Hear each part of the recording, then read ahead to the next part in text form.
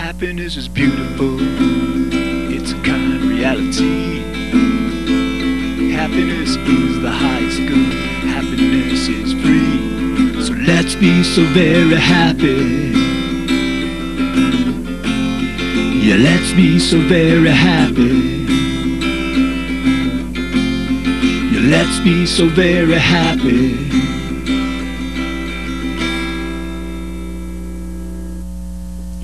Welcome to the Happiness Show. This is Lionel Happiness Ketchian, and I'm here with George Ortega. And I'm here to talk about, well, we're here to talk about happiness. That's why we're always here. Because happiness, as far as we're concerned, is, always has been, and always will be the point of it all. Today we're going to be talking about happiness and acceptance. So, George, that's a pretty important topic that we've chosen for today, and I give you a lot of credit for conceiving of these topics, because that's one of your strong points. You can come up with it, you could theorize it, you can put it on paper, and until we start thinking about it, we start talking about it right here and now, it's almost like we don't think of these things, and these are all points that make happiness so beneficial. Happiness is multifaceted. I mean, it's not just one thing. It's got many brilliant points of light to it. And acceptance is just another one that you've come up with. I think it's fantastic. Yeah, and I mean, acceptance, I mean, it's part of basic wisdom. You know, it goes back to religion, to the Bible, to different traditions. It's like, you know, the idea is like, we didn't create this world. I mean, we're born into it. And, you know, it's not, in many ways, the way we would prefer. You know, there are many imperfections in the world, in ourselves. And so, like, there are many ways to become happier, to feel happy, but one very powerful way is to accept the fact that the world is the way it is, and from the standpoint of our happiness, it's fine. It's fine for it to be exactly the way it is, with as many imperfections as it has, because we as individuals, actually we as a society really, eventually can become very happy having the world be as it is. And you know, even more than that, Lionel, as we as individuals become happier by accepting the world with its imperfections, that will enable us to have the kind of spirit, the kind of energy and optimism that's required to really work on and improve so many of the imperfections. That's very true. When you bring up the word acceptance, you know, what comes to my mind is the Serenity Prayer. You know, God, I don't always get it right, but was it God grant me the, well, see? Right, the ability to accept the things I can't change. Change the things I can, and then the wisdom to know the difference. Right. And isn't that our problem, is that sometimes we don't know the difference, and most of the time we're trying to change what can't change, and we're fighting that? And isn't that the heart of acceptance? Yes, yeah, and because the idea is like, you know, we can choose to like not accept, you know, the politics, not accept our educational system, not accept the economy and all that, right? Right. And we can work on each of those individual things.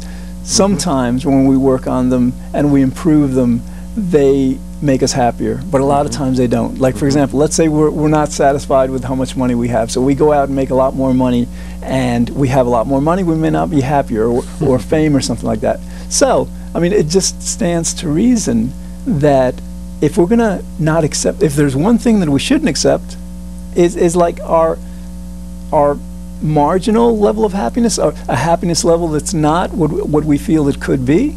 So that simplifies our life incredibly, just to understand that that in terms of acceptance, there's really only one thing not to accept: our less than great happiness and the less than great happiness of those around us. Yeah, and as you're discussing these aspects of us, like for example, when we go out and feel, well, we're not making enough money, even though we may be making more than most people are, or isn't it true, you brought up fame, isn't it true that famous people, no matter how famous they get, you know, the world says to them, you know, hey, I want your autograph, you're famous, you know, we look up to you, but yet when they're alone in a room, they say to themselves, I don't feel like I'm anything, you know. So they don't have it yet.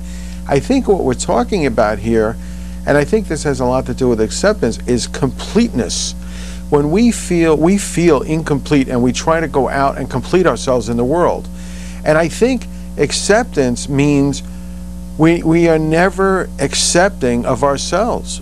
And so when we feel that incompleteness, and that's where happiness comes in, because you can never go out into the world and do things to find enough happiness to complete yourself.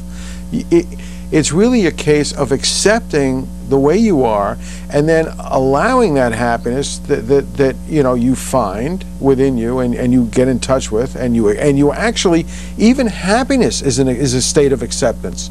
When there are many people that I work with when it comes to happiness, and what I tell them is, I'm here to give you permission to be happy, but they have to accept it. And it's their non-acceptance of happiness that has prevented them from even understanding happiness. So this is a great subject. I mean, it's very deep, very profound. I'm very excited about today's show. Okay, then a question arises, well, how do we become more accepting? What do we, why should we become more accepting in a sense? And the idea is that if we keep in mind that at any moment of our everyday lives, that we have what we need to be very happy, and the same for most people. There are some people, unfortunately, in this world that don't have enough to eat, and that will, definitely impinge on one's level of happiness. But beyond the extreme kinds of situations that exist, for most of us, for the vast majority of us, we at any moment of our lives have more than we need of everything that we need to be extremely happy. So that is the reason why we should be accepting of the world the way it is, and be very happy while working on perfecting it, making it better and better. Yeah, I think the thing we're missing when it comes to happiness, and we may all be missing this, and I wrote about it in a book I wrote back in 1988 called Food for Thought. I remember now that I wrote, you have everything you need to be happy. All you really need is the realization that you can be happy. I mean, it's the realization that you, in one sense, don't need anything to be happy, and in another, you need to be happy in order to be happy. And that sounds like such a diabolical contradiction. In other words, it would almost be the same as saying, well, you need money to be wealthy. Now, everybody knows that, but there's a certain mentality of richness that could actually probably attract wealth, and there's a certain mentality of feeling you can never make it that can actually repel wealth. So other than that, I think if we don't embrace happiness, number one, if we don't understand the benefits of it, number two, if we don't practice it as you have on your website, and that's what my life has been about, is showing people that they can actually practice happiness, get the benefits. They won't let go of it, because once you start to use happiness, it's like the newest thing in town. You mean I feel warmer with clothes on in the winter than I do without clothes? It's as basic as that. You feel better with happiness than you do without happiness. As soon as you start to understand that, feel it, have it get real close to your skin, you're not going to let go of it. You're going to hold on to it, and then you're going to realize that this was there all along, but you just never reached out and took it in, or let it in, or reached in and let it be part of you. We're always looking outside for something that's part of us. I think that's what this is about. And then what happens, this is so perfect, because what happens is, as we work to become happier and happier, accepting ourselves and the world around us becomes easier and easier. Because as we become happier, we know we have what we want. So those imperfections in ourselves and in the world that we see, it's like we view them as an objective observer. It's like we're seeing them, but we're at the place we want to be, so that whatever isn't the way we feel it should be doesn't matter, because we're already where we want to be, and that's what's important. Now again, happiness is not just about our happiness, it's about the happiness of others. So we can see imperfections, let's say, in the world or in ourselves, and for the sake of others, we want to work on them, right? But it's so much easier, so much more pleasant, and probably so much more effective to work on both our problems and the world's problems from the perspective of happiness. Oh yeah, because when we have what we want, then when we're trying to help the world, it's not like we're asking anything from the world. It's all giving. Yeah, we're not coming out of need. Exactly, precisely.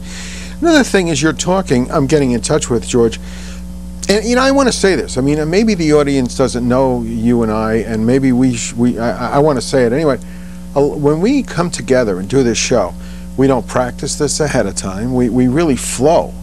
And I think where we're flowing from is just purely a state of happiness. I mean, that's the wisdom. I think there's so much wisdom in happiness when you give yourself a chance to be in touch with happiness, that happiness, for the most part, does the talking.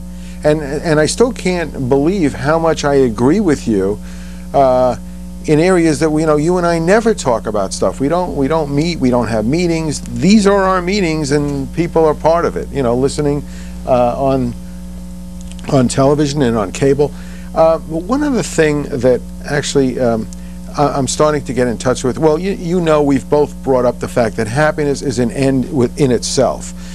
I think that when we go about life, one of the reasons we have a problem with acceptance is because we're always doing something so we can get to the next place. You know, if we're here, we want to be there. If we're there, we want to get back here. And that's the means to the end. So if we're here and we want to be there, that means we're not happy until we get there. But when we get there, we're not happy until we get here again. So that's pretty much a dog chasing its tail. I think if we slow it down a little and realize that what I'm doing now is an end in itself. It's not a means to anything. In other words, if nobody is watching this show or watching, you know, the reruns on cable or on your on your website, if nobody is watching any of this stuff, it is still excellent that you and I are doing what we're doing. I mean, it is acceptance of happiness at a level that we can understand it. I mean, the fact that two of us can comprehend happiness as well as you and I do, where we're really total strangers and we've come together talking about this stuff, that alone is a big deal. And I think in accepting it one for another, for you and I, it shows humanity that the knowledge is there, the benefits are there, and everyone's going to start to learn it in their own time. If it's not now, it doesn't matter. The field of knowledge exists. It's untapped. It's just virgin territory. And all people have to do to get in touch with happiness is be more accepting of themselves, which is what their whole search in life is. Oh yeah, Lionel, you brought up the topic of wisdom earlier, and in terms of like helping ourselves to better understand why acceptance is possible, or another way to access acceptance is like many of us, especially here in the United States, have the belief in a higher power, you know, spirituality, God, and for those of us who have that belief is a powerful mechanism for enabling us to accept, because that means, like, let's say we see a part of the an aspect of the world that we don't understand. Like, for example, let's say I go out for a job and I don't get it. You know, that's difficult to accept, right? But when we understand, when we believe that there's a higher power up there who knows better than we do what's in our best interest, that allows us to accept. That allows us, because I mean, it's very easy for us to accept our pleasure and our happiness, because you know we're in total agreement with it.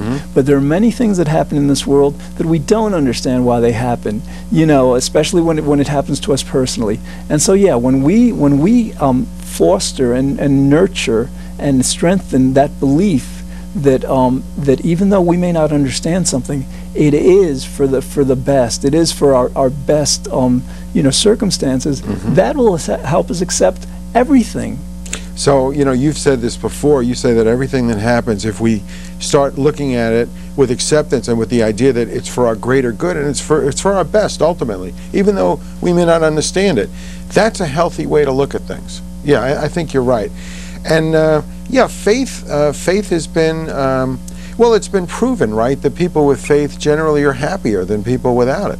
I think that's another aspect. Yeah, and that's probably one of the reasons. I'm sure another reasons may be the society, that, you know, people who go to church and attend religious services are among other people all the time. That helps. But certainly the belief that there's a guiding, loving presence, you know, constantly watching over us, that's got to make us feel more happy and more accepting of things that we don't understand.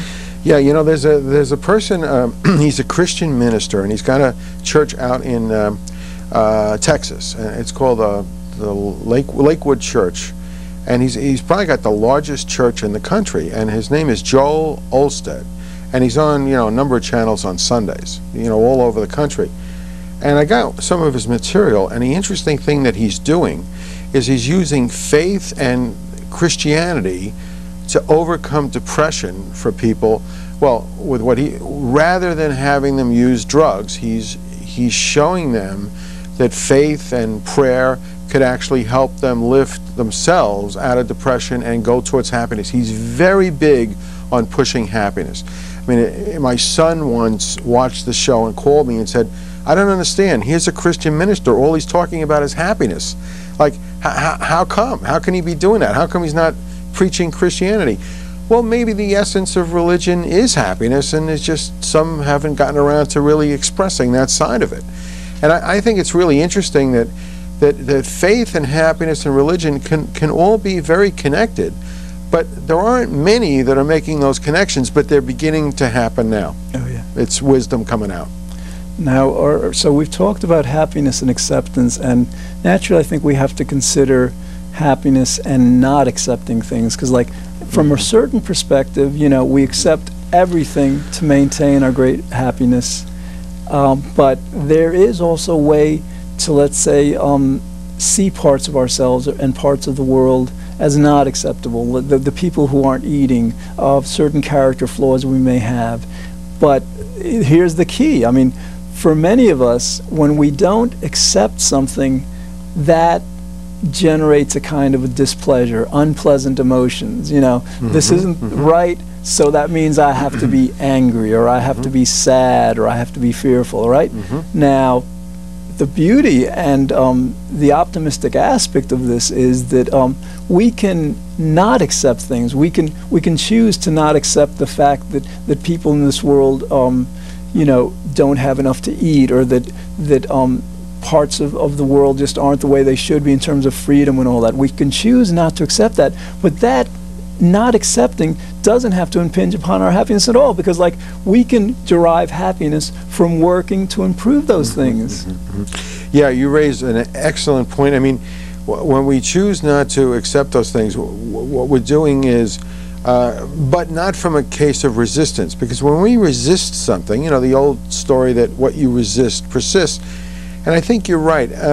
We may not accept something, but that doesn't mean we have to get angry about it and become unhappy and miserable. We, as you say, from a happy state of mind, can do more to perpetuate good feelings and do the right thing, and maybe make the efforts in the right way towards making things better.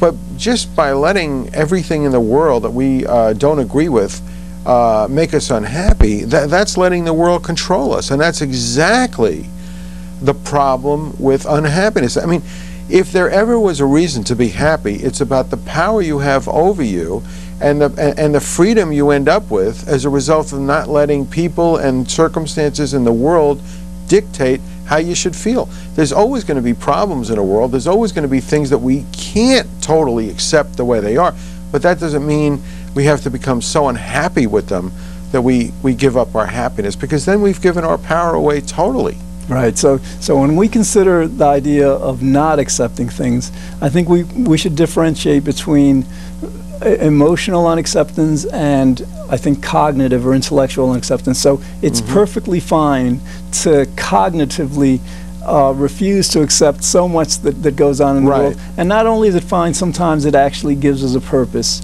Because one of the things that psychologists have found that makes us very happy, that increases our happiness, is working on goals and achieving goals. So we find a problem within ourselves, within the world, and we say to ourselves, this is not acceptable. I'm not going to get upset about it. you know, I'm not going to lose my happiness, but I am going to work on it. And whether the project takes a year or 10 years or one's lifetime, that unacceptance actually can lead to great happiness by motivating so many activities, so many plans, and so many actions, basically to overcome whatever it is that we don't accept.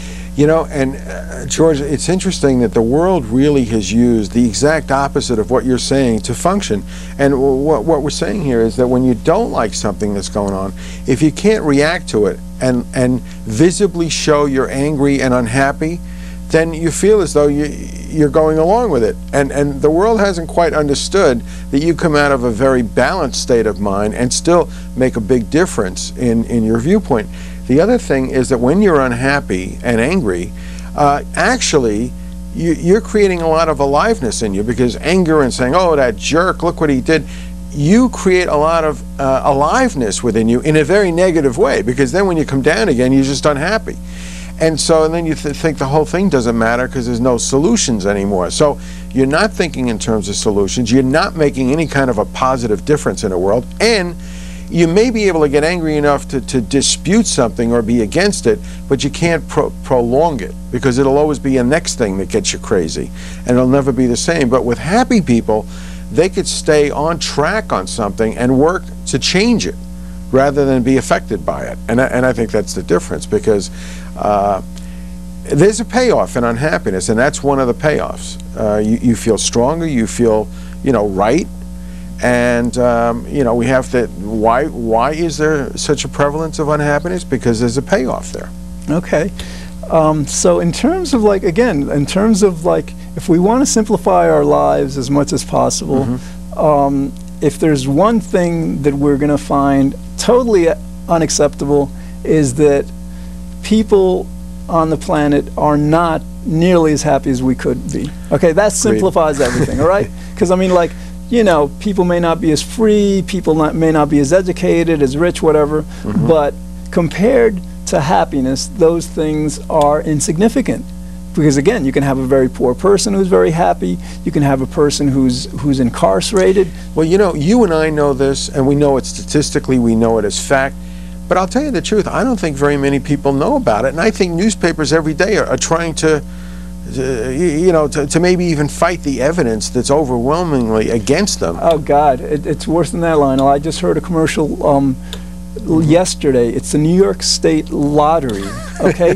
They have a commercial saying, you know, I don't have to shop at dollar stores anymore. I don't have to do all these things that a lot of people with very little money do and find acceptable. And this commercial is saying that now that I've won the lottery, I don't have to do these things. That is, like, perverse. That our state, that a federal government or the state government is propagating that kind of a mindset is like, you know, somebody should lose their job about it. And yet the evidence is that a lot of lottery ticket winners, you know, ones that have won a lot of money, are really unhappy. They're more unhappy after they won, because some of them have lost it, but others have, you know, had all kinds of other problems. And the money didn't make them happy. I mean, I think there might be books written on it. Yeah, so the media definitely, you know, promotes. But I want to bring that up because you're right. People in prison, people that win money, education, the list goes on and on. Business leaders.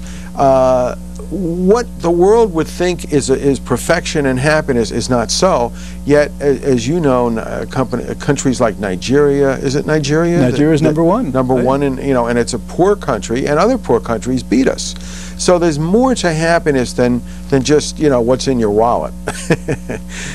All right, so yeah, so like, if we're going to accept one unhappiness in the world, let it be that our world isn't nearly as happy as it could be. And so then, like, the question becomes, well, how can we, because part of this, I think part of what we're trying to do is, like, to have other people understand that they should consider their marginal level of happiness unacceptable, or their unhappiness unacceptable. Fortunately, in the United States, there are only about 10% of us who are unhappy, but many of us are very marginally happy. And so in a sense, they should consider that unacceptable, but the way we're prescribing, not to get upset about it, because that just makes things worse, but to have that unacceptance fuel their efforts to understand what their life is really about. You know, to understand that happiness is our state. Happiness is the state that we really deserve, that we should be living in as much as possible. And so so in a sense, it's good. It's kind of good to kind of like foster an unacceptance of happiness. You know, and that again should be the only thing that we really refuse to Okay, accept. so you're saying happiness requires acceptance. That's part of its requirement. Well, happiness requires, it's interesting because it's kind of like paradoxical, or happiness requires acceptance of everything, right? But like for some of us who are not as happy as we could be, I think in their case it would be wise for them to not accept it, because many of us feel, well, I'm unhappy, that's just my lot in life, that's my fate, there's nothing I can do. But if they say, no, I can be much happier than this with simple effort, and not getting upset about their level of happiness, but simply just understanding that they felt very happy at different times in their life, and they can feel much happier again, and just making that effort. Right, exactly, getting in touch with it. Which brings me to another point that you basically came up with, and that's when you appreciate the way things are, when you have an appreciation level, that's a very big part of acceptance and happiness. I mean, it's probably more than a great deal of it. I mean, appreciation is so important, because without it, where does happiness come from? You know, without appreciation, where is it? You know, when we don't appreciate, and you know, I think it's appreciating little things. We always want, you know, like the million, you know, how much, oh, you won the lottery, oh, it was only $1 million, you know, somebody else won 125 million. If we can't appreciate little things, we've lost it, because I think that's when we just are not going to be living our full life. You're very right, because like a lot of times, let's say we're listening to a concert, music concert, we can choose to like not accept, let's say, some flaws in the music, right? Because there's flaws in everything. Sure. Or we can choose to tune in and accept the beauty of it and what's really working right. And by appreciating what's right, that focuses on what's important. Absolutely. Well, with that, George, I got to tell you, I appreciate being here with you. It's fun. It's just you know, perpetuates our happiness, and I hope that, you know, people at home have gotten something from this. And happiness is so very important, and we're here to testify for that. I think it's something that could change the world, starting with you. Well, that's about all we have time for today. Thanks very much for watching. In the future, we're going to explore other topics designed to help us better enjoy life, be good, think well, feel very happy, and I hope that you'll join both of us next week here on The Happiness Show. Thanks, and have a good week. Happiness is powerful, it's our underlying need. Happiness is why we live each day. Happiness is destiny. So let's be so very happy. Yeah, let's be so very happy. Yeah, let's be so very happy.